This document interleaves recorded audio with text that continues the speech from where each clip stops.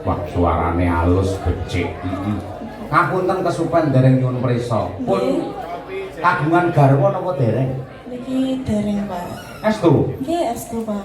Masya Allah. Yen rabi jenengan tak ibaratake kaya gedang sing wis uluh. Aja nganti dipangan codot-codot sing ora tanggung jawab. Lah codotipun pundi? Lah iki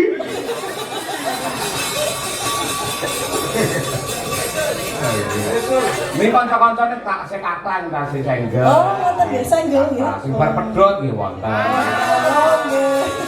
Ini piyambak. Kathah nggih. Kathah nggo menawi jodoh. Ini piyambak. Paruh hati nika kita kasih piyambak. Pundi priyipun? Pun sare ya.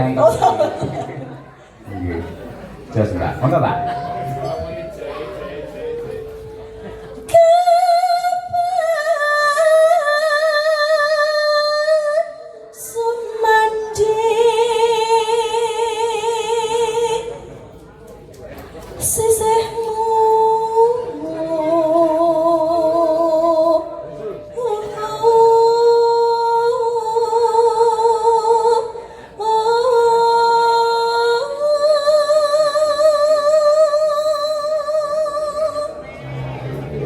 Kira-kira niki sing do nabun iki sing ketoke jenengan tertarik sing pundi enten mboten? Oh, sing sekedap Pak kula presanane rumiyin. Oh iya.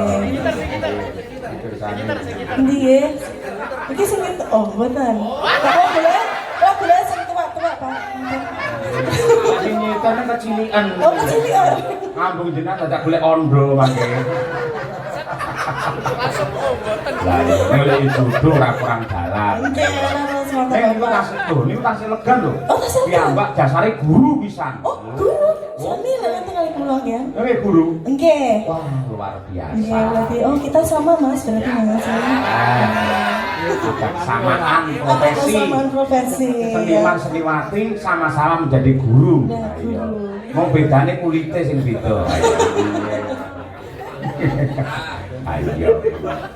Pun mangke emang ijolan WA piyambak mangke. Nggih. Kanten Kuwi ngarah-ngarah ke. Ngoten nggih. Lantaran Pak nggih. Nggih.